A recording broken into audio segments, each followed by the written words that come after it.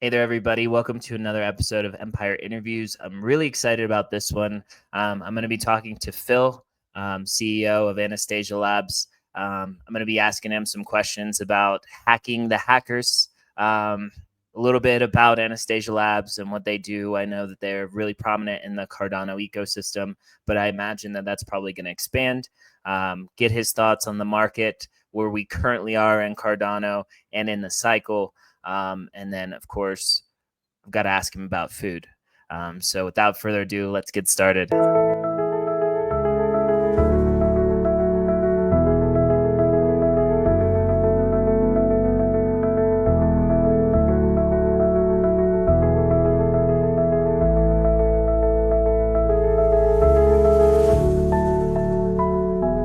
All right. So here we are, Phil. Thank you for joining me. How are you doing today, sir? Great. It's a good day. Busy. That's good. Busy's always good. I've been a little busier than I'm usually accustomed to here lately, but it's been fun. And so I love that. What's the weather like where you're at? And what are you doing right now? Sunny. All right. Dallas is always sunny. That's why I moved here. I like it. Where did you move from? Boston, which is not ever sunny. So Yeah, that's fair. And I hear it gets cold up there pretty yeah. regularly. Well, that's awesome. So, Phil, tell us a little bit about yourself. I know you're CEO of Anastasia Labs, but give us a little bit of background about what you're doing now and in this space, and like what were you doing before crypto and before any of this? Yeah. So my background is in programming language development and compiler engineering, and this is sort of like building programming languages. And it just turned out that like a lot of the skills that are relevant for building a programming language are really relevant for the blockchain space technical needs. Like for instance, Cardano places like a huge emphasis on security and formal verification and all of this stuff.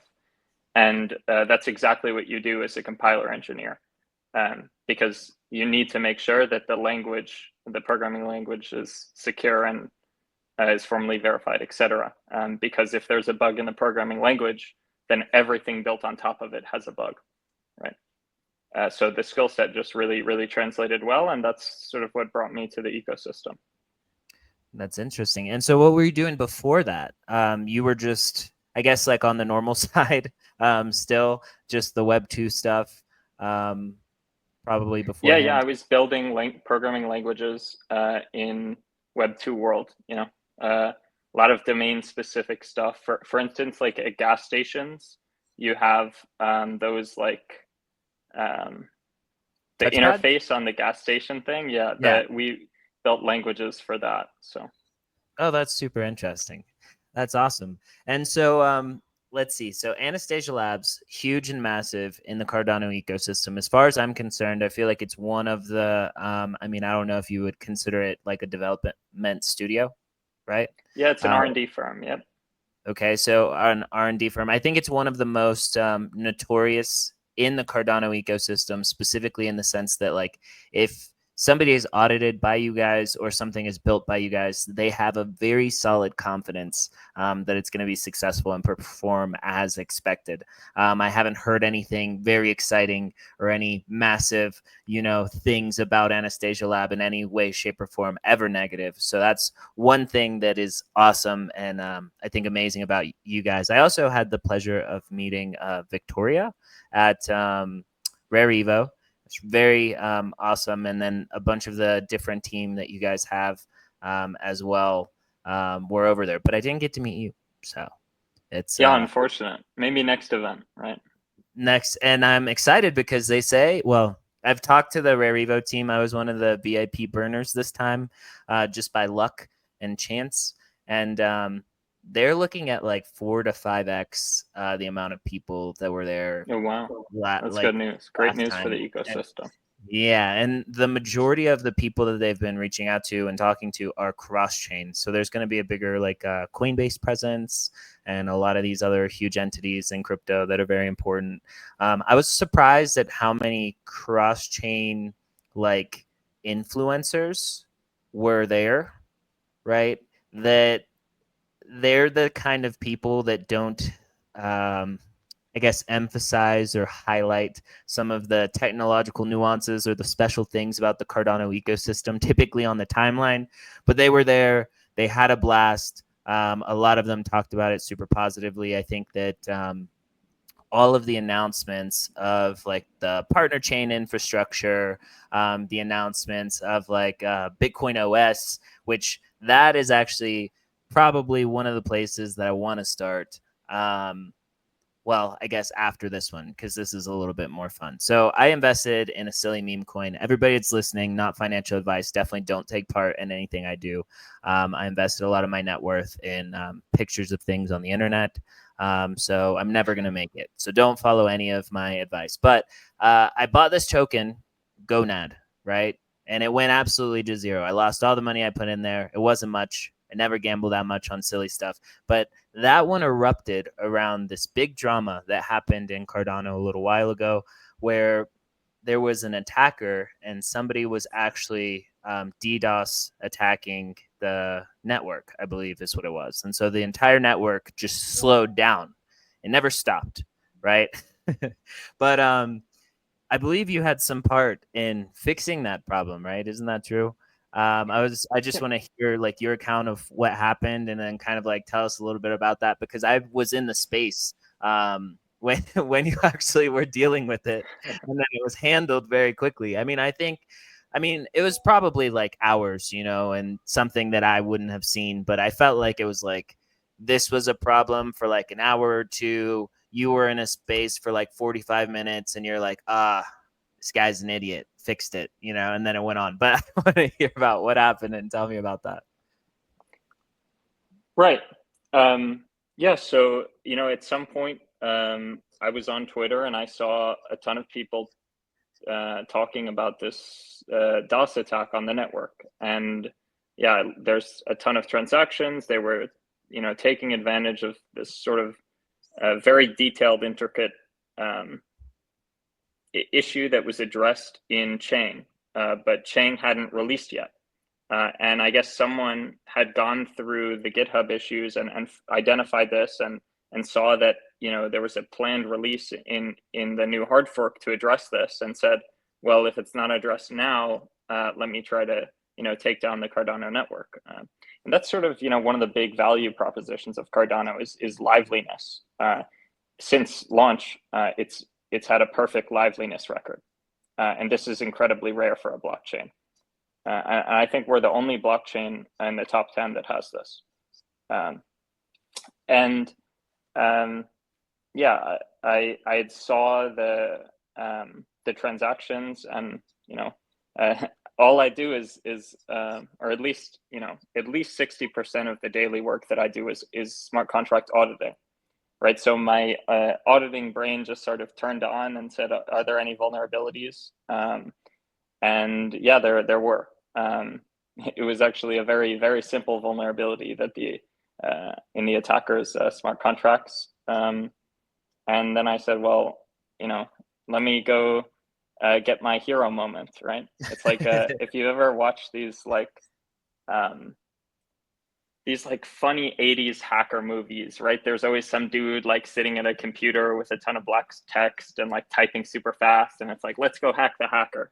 And that actually happened for me in real time, and it was super electric, and it was a really great moment for me and for the chain as a whole. Like a ton of cool memes came out of it, and it was just very awesome. I thought it was amazing because I was seeing that somebody was like spending a good amount of their own resources, right, to make this continually happen. And then so you were basically able to exploit their exploit, and then you shared it. So there were a lot of people posting screenshots of like basically taking money from them that they were right able to take from them. Yeah, that was amazing. That was a really awesome time, I think, just in general, for that to happen during the bear market, right? Like only the engaged people were paying attention. Right. Yeah. For me to take, when I took money away initially, basically how the exploit that I found worked was that I could basically break the DDoS, the DOS attack. I could stop it from happening by and a consequence of the thing that I needed to do to stop it was to take money from the attacker. So I just did this to stop the attack, and the attack couldn't progress. And then I released the methodology, right? And the money that I took was just enough to end the attack. But the attacker wasn't able to quickly enough reclaim all their funds. And even though the attack had stopped, their funds were still at risk. And with the methodology live, people were able to just go in and continuously pillage all that guy's money. And yeah, it was very cool to see the community come in and everyone get engaged. So it was great. That's awesome. So it ended up being a very expensive hack for the other guy that had very limited fruits, because I think it was really a very short period of time that the chain even slowed. So I think that's interesting. I appreciate that. That is awesome. I do feel like that was definitely a hero moment. That was pretty awesome. I actually have changed my course of thought because of that. So one of the big conversations, I think, in Cardano, I've heard that it's even in Intersect, but I kind of want some of your opinions or feedback about this. But one of the things is volume.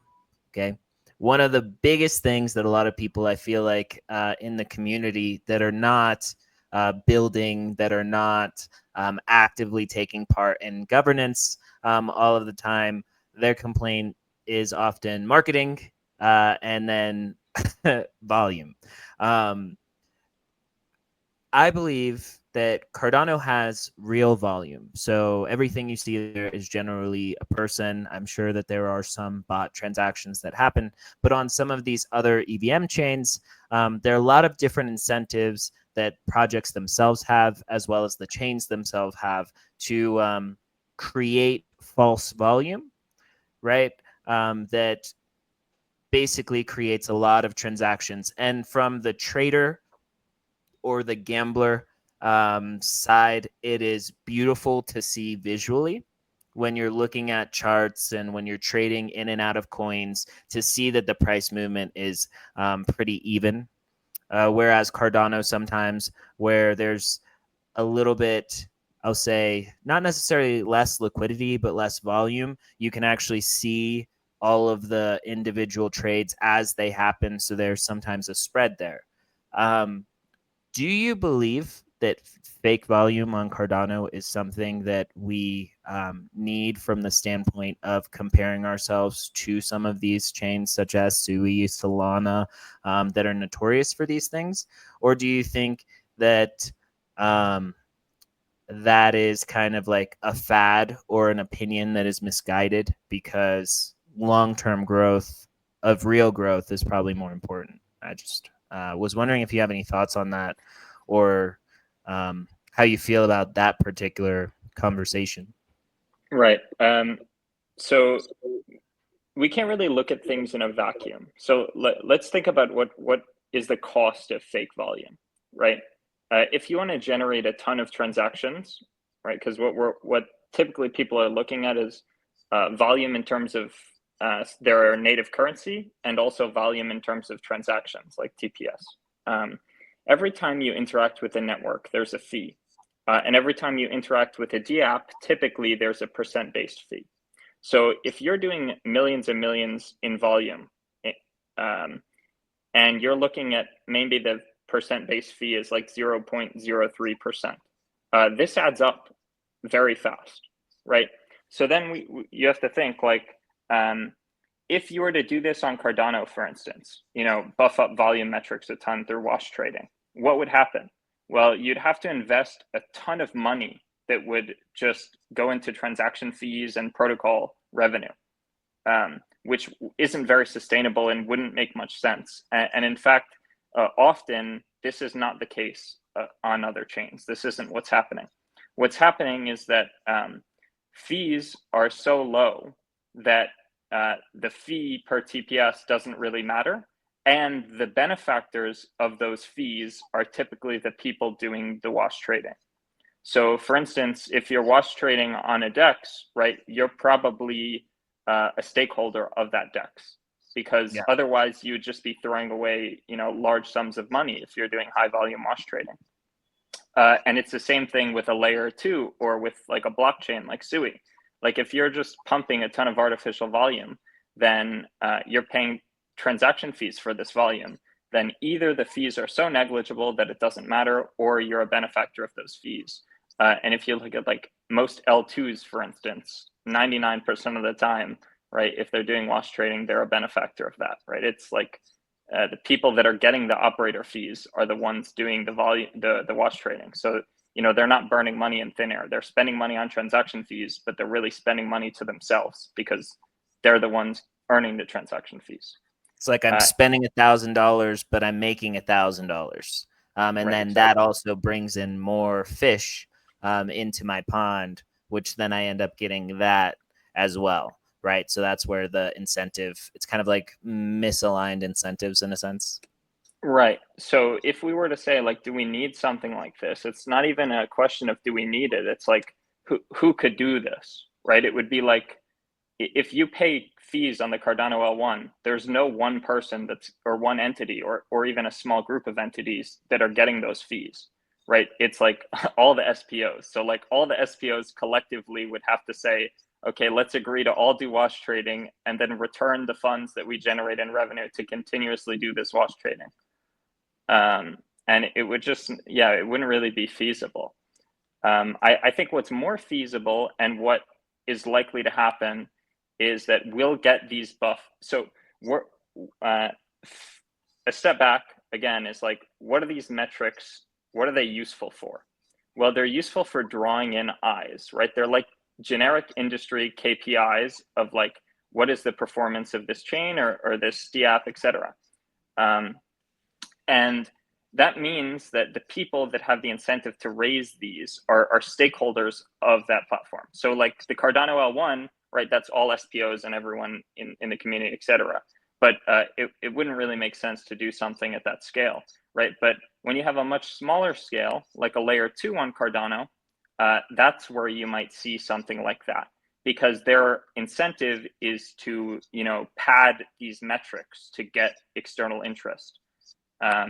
And what'll often happen is like, you'll be able to align that. This is sort of, from an outside perspective, it can seem sort of malicious, right? It's like, oh, you're going to pad volume metrics. It's not real. This is dishonest. But on the other hand, just padding volume metrics isn't really hurting anyone.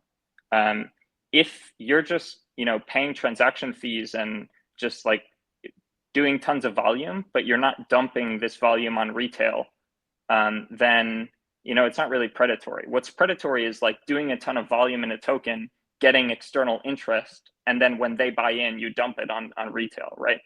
But like at a layer 2 level or like at a DApp level, if you're just like, hey, I want people to know my DApp exists and I want to get it on DefiLlama, then I'm just going to like shoot up the volume a ton so that I get on the page and then people see me. Then to me, it's not really the worst thing in the world. And to make that happen, you need to align economic interests of venture capital with success of the protocol. And this is important. And it's something that we haven't really had on Cardano. So like, if you look at people who invested in Meld, right? A lot of them made money. And in fact, most VCs that invested in Meld, I'm not talking about retail, VCs that invested in Meld made money, even though the app didn't succeed. Never came out. Yeah. Right. And this is a misalignment of economic incentives. The VCs had no incentive to see the app succeed, right? Because they were going to make their money. They're going to get their return on their investment by selling the token and dumping on retail, right? Whereas the alignment of economic incentives would be they don't make money unless, the app hits certain KPIs and gets certain revenue, et cetera, right? In which case their incentive is to say, okay, let's like wash trade the shit out of Meld and like push it everywhere to get people to actually use the platform, right? Yeah. And I think this is sort of important that we get VCs economically aligned with what we want to happen on Cardano, because this isn't the case often right now. And I hope that the layer 2 boom in Cardano is going to help this. Yeah, I currently am doing some consulting for a VC, and I have come in contact and spoken to a bunch of different VCs about different things, and it is something that is interesting. A lot of these huge funds, a lot of money, they're very interested in investing in traditional technology and tech business, tech companies, and I I guess I struggle personally because I'm very much into the crypto Cardano ecosystem. But typically, once you say blockchain, once you say NFT or like anything like that, even if you have a real world use case for the tech, they're basically turned off. They see it as high risk, high volatility, except for certain funds and firms that's their specialty. I guess how do you think that it could be presented a little differently for like a traditional VC, that they would then maybe be a little bit more open and see it differently? You know what I'm saying? Right. So there's sort of a mismatch in product market fit right now that I think is critical for not just Cardano, but the entire ecosystem to solve. And I think Cardano is sort of in the leading end of doing what needs to be done in this regard. The current volume, like all the activity, or at least the vast majority of on-chain activity in the blockchain space, has no product market fit, right? It's decentralized, it's DeFi platforms with meme coin trading. This is where most of the volume is coming from. And like speculative, like AI token, whatever token, blah, blah, blah. And at the end of the day, this is all PvP economic activity, like player versus player. If you're retail, for you to get money, someone else needs to lose money. And this system, it's not sustainable. Eventually, enough people will lose money that there's no new fish coming in for you to drain, right? And on the other end of it, it's like, what is the market here? It's not actually providing any economic value. It's just like moving funds around between like prey and predator. So to me, like what needs to happen is we need to start having real product market fit that actually sees use. And it's hard because building those things typically won't make you as much money as building like, meme coin, the next pump fund, or the next like degenerate gambling platform. The things that I really think are like the product market fit of crypto, like where I think blockchain can make a real world difference, is supply chain tracking, any product to basically provide or facilitate trustlessness in places where the government or local institutions are unstable. So like I think a lot of people meme on Cardano's focus in Africa or third world countries, but I actually think it's important because if you think about like where could crypto actually benefit someone? Like the properties of crypto are decentralization, trustlessness, like everything is executed without custodial intermediaries, right? Where is this useful? Well, in the US, I trust my bank, and most people trust their bank. If you go to the bank, right? Yes, there's some level of like, okay, it's not great that everything is running through these institutions, but I have a very high degree of confidence that if I go to my bank to withdraw money, they're going to give me the money and they're going to have the money for me to withdraw, right? Whereas if I'm in Africa, this is not the case. If I'm in a lot of places throughout the world, Venezuela, this is not the case. And also people complain like, okay, what is the downside of cryptocurrencies? Is that they're volatile, right? No one wants to take payments in Bitcoin or ADA or Ethereum if the price is going up and down a ton. But if you look at places like Venezuela or places like Africa, the local currency goes up and down 80%. It fluctuates more than any currency in the top 10. So this is like the perfect, product market fit space of like, okay, here we can have a real world impact. Like there are tons of people in Venezuela that are holding and trading with cryptocurrencies so that they're not exposed to the crazy inflation of their local currency. And it's like allowed them for the first time to like actually save money or actually like engage in market activity that won't scam them. Like the stock market there and local institutions there, you don't trust them because they switch hands all the time. They're very predatory. They're not regulated, or at least the regulatory oversight is like unethical. And this is the same place for like a lot of places in Africa. Like you can just one day like have your house displaced. Like you go on vacation and you come home and there's some other dude living in your house. And then you go to the local government and are like, I own this house. Get him out. And the local government is like, we don't have a record of ownership of any. We have like paper records that are gone because there was we got usurped or something.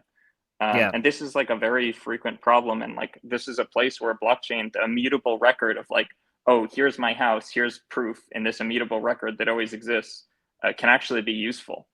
So I think that's very important. One is like, okay, this stuff isn't super flashy. It's not like, oh, it's not going to be the next big app that's going to make you millions of dollars, but it's going to make you users, real world users, and solve real world problems and actually produce like economic value to society, as opposed to like the next PvP meme coin platform that might make you as the developer millions of dollars, and you might dump your token on retail and profit a ton. But at the end of the day, it's like, this is going to kill crypto over time, because when financial institutions and serious regulators or serious entities like investment firms that you're talking about look at crypto right now, that's what they see. They see, if I'm going to engage in crypto, I'm joining basically degenerate gambling, and like Pumping that's what and I'm going to be. Yeah, like I'm just. I'll so be they don't. predatory. Right. So any serious institution doesn't want to engage with this stuff, and we have to work as a community to sort of shift the narrative to be like, we know there is a product market fit for blockchain. Like we know the places it can be useful, but people don't want to build in that space because you make less money there. But over time, what we're doing now, right, this is short-term money and it's unsustainable.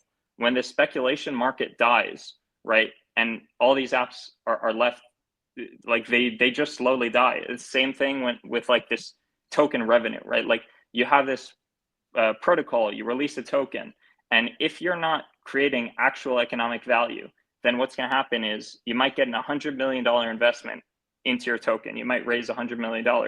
You're just going to spend that money over the next 10 years until your platform slowly dies, and then you close. And yeah, this is or you sell it right before then because you're smart. Or you move to a different chain and then die silently and then close. Yeah. So I think these are really the places where we need to address very quickly to make sure that 10 years from now, 20 years from now, cryptocurrency and blockchain actually has a future, and we can actually start getting serious players involved. Because when they look at blockchain, instead of seeing degenerate gambling, they'll see trustless finance. They'll see banking the unbanked, right? They'll see a world where people can actually start saving and engaging in financial activity for the first time ever. And that's why I'm here, right? That's to me what's exciting about the blockchain space. I definitely super love all that. And like my family is actually Venezuelan. So I'm currently here in Colombia. And a lot of the stuff you said about Venezuela is very true. And in a lot of these developing countries. And something that has been surprising to me personally, I'm interested in the art space as well. And I've been speaking to a lot of different artists in the crypto space. And what has astounded me is that a lot of the artists that I like are Iranian, and that there is a massive population of Iranian artists just in the Cardano space in general, but in the crypto space specifically in the NFT art space. And the reason is because in those places, the internet is highly, highly suppressed. Their ability to express themselves or to break outside is very limited by the government that is going on over there, as well as their freedom of speech. However, in those places, it would be impossible to be an artist and then live very well off being an artist. But when you are in crypto and you're now exposed to global markets, you have that many more buyers of your art and people that will appreciate it. You also are dealing with international markets and can't essentially be censored, right? In the same kind of way that you can using other systems. So I find that to be fascinating. To me, because I mean, I don't want to say this and sound the wrong way, but like me, because I'm a nerd, right? For me, the thing about crypto and blockchain that was like so fascinating to me, that really got me my wheels spinning, was the idea of DeFi, right? Having some kind of objective truth that exists as far as like human knowledge and capacity in general.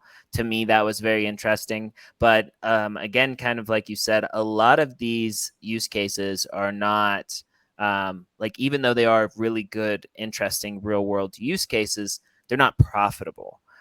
So being able to create these massive infrastructures in a way that are financially incentivized to grow in a way that people find it financially appetizing or are financially Not even incentivized. profitable, sustainable is what's Yeah. important. Well, Sustainable. And in fact, I'm actually bullish on both of the things you mentioned. One, I think a huge product market fit is like finally digital artists can get away from the middleman, right? If you yep. want to commission something, typically you go through Fiverr or other commission websites that take huge percentages, right? And now for the first time as an artist, you can get commissions through, direct peer-to-peer payments. That allow you to get paid what you deserve without a huge cut. The second thing is DeFi. I think DeFi has huge potential real world impact. What is the idea? The idea is to bring investment vehicles and financial vehicles that have traditionally been reserved for financial institutions, right? Like, for instance, in the Web2 world, in your day-to-day life, you can't just decide to go start lending out your dollars, right? You can't just put your money, say, to your bank, like, hey, I want to earn interest by lending out, USD. They're going to tell you like, oh, that's what we give you in your savings interest, which is like 0 point whatever percent. And if you want to engage in like large scale like loans, you have to be a financial institution, or you have to give your money to a financial institution to do it for you, and they're going to take a big cut. And traditionally, it's very like for a retail investor or just like a average Joe, even just like getting a firm to do that for you just won't happen. They'll just say, we don't care about the amount of money you're trying to get involved in this. Yeah. Whereas, DeFi is like, for the first time ever, like these investment vehicles are accessible to everyone in a fair, transparent way. The question is just like, are we actually building these vehicles for like real value, or are we building it for like foo coin or whatever, right? It's like we can do DeFi in a way that provides actual value, that's sustainable, and like allows you to, actually engage in serious financial activity. That isn't just like pump fun or random meme coin nonsense. 100%.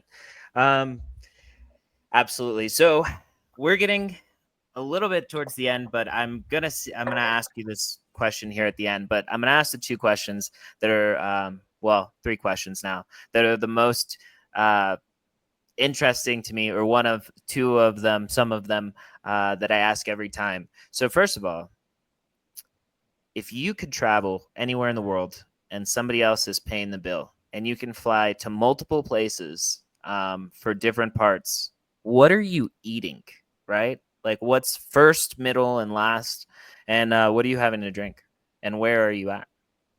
I rarely drink, but if I do drink wine, I'm Italian, so it's in my blood.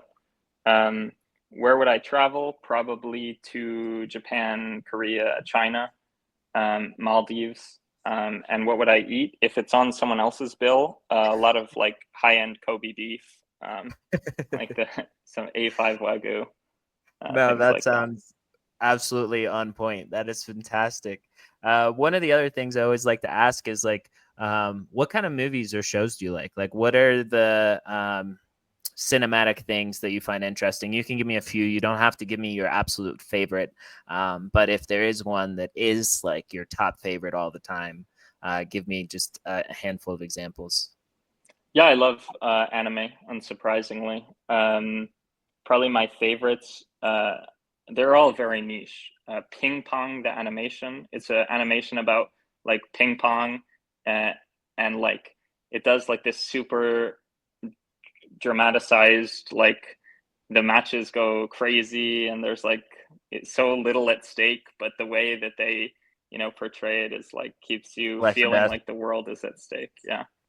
um That's funny. and I've been playing a lot of ping pong here. Specifically, I have I made an American friend here, and there's a ping pong table, and so like several times a day, he's like, "Let's play ping pong." And I, prior to coming to Colombia, I'd only played ping pong maybe 4 times in my whole life.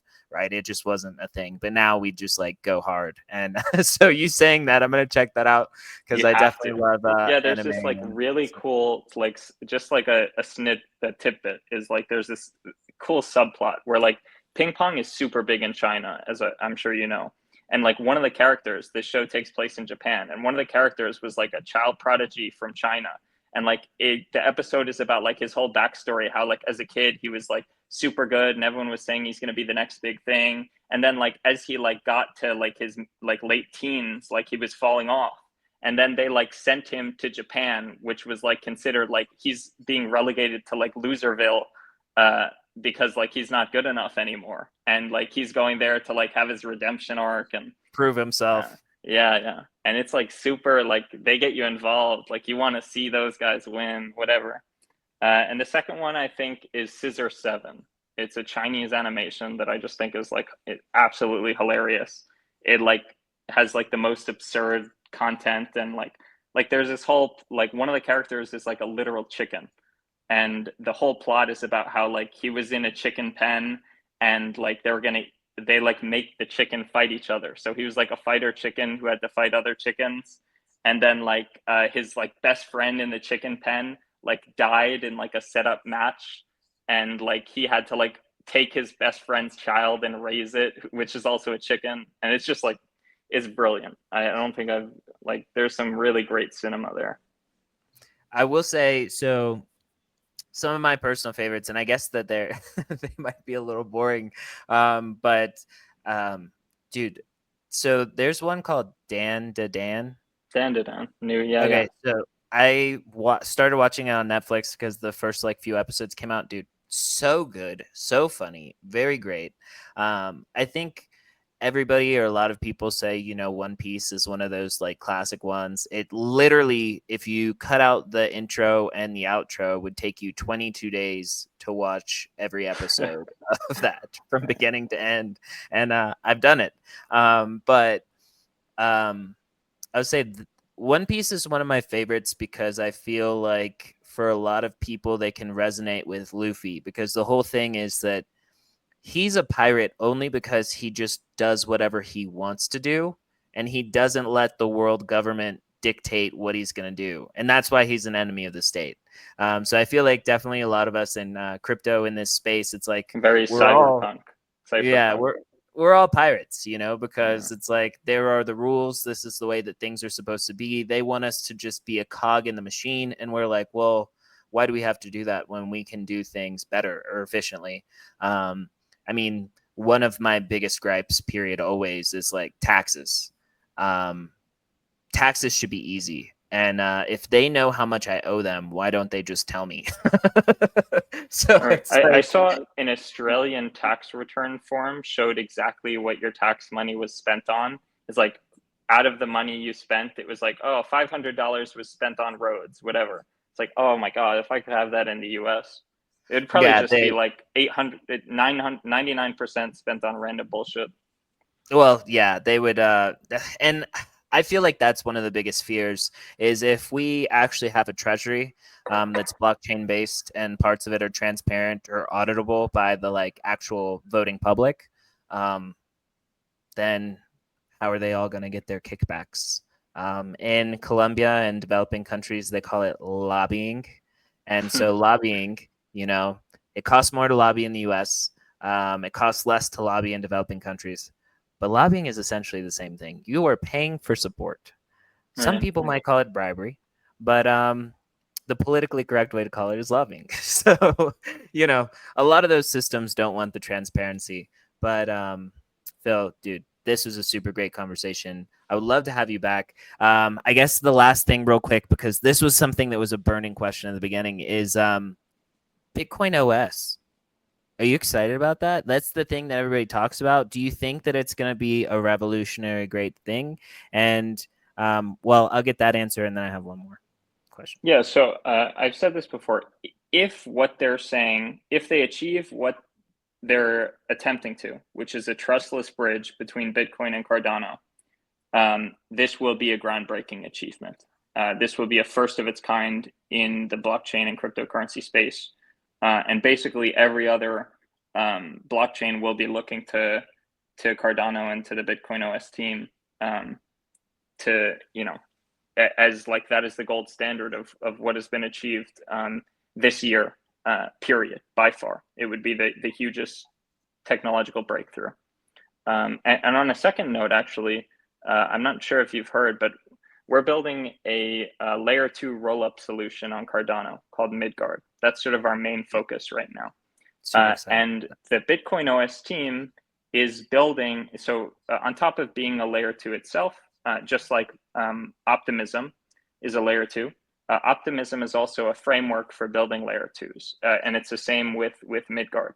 And the Bitcoin OS team is using the Midgard framework to build their own layer 2, Bitcoin-centric layer 2, which I think is super exciting. That's super massive. Yeah, this is just a dumb question that I have. Like, I've always thought, because Cardano is very similar to Bitcoin in a sense, and dynamic NFTs or SIP68 allow you to add different layers of kind of like data or information onto a non-fungible token.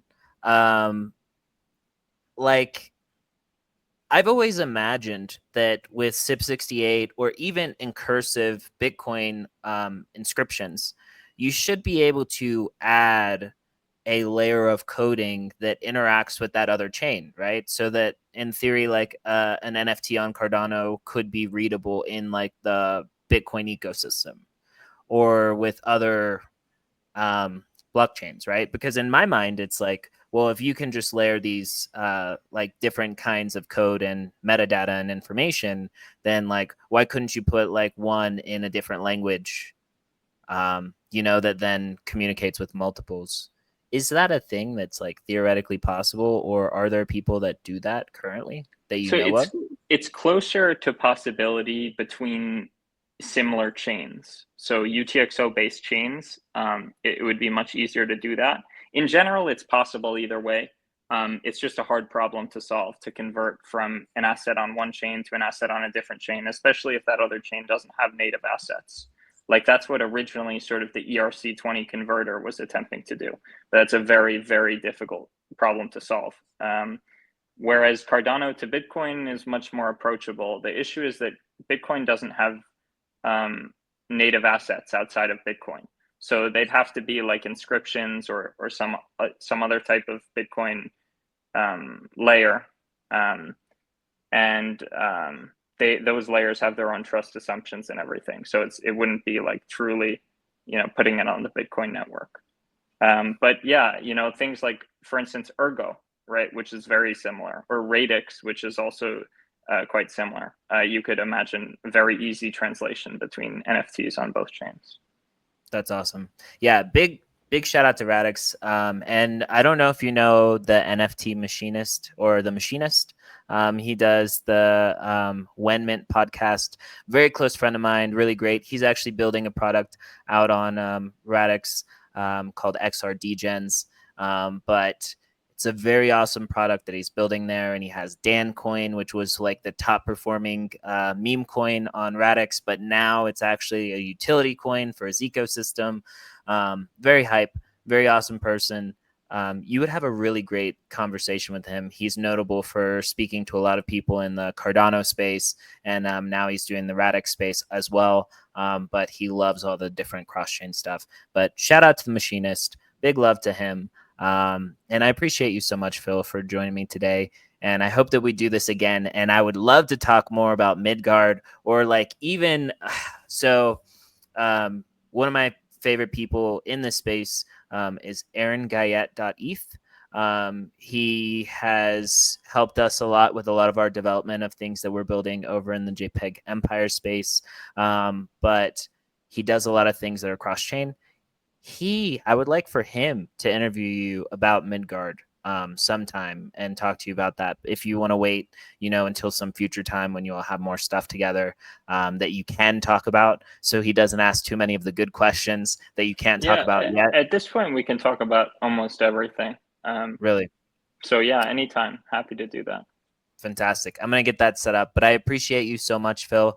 And thank you for joining us. You have an amazing, amazing day. And shout out everybody. Make sure that you follow Phil and all of his socials, which I'm going to make sure are in the description below. Anastasia Labs. And I put 50x crypto market growth in the title because I knew you guys would click on it. But I definitely believe that long term, a 50x crypto market growth is kind of inevitable as long as this technology doesn't go away. And I don't think that it will. It hasn't yet. I think it's just going to keep proliferating. And then more and more. So thank you all. We'll see you on the next one. Peace.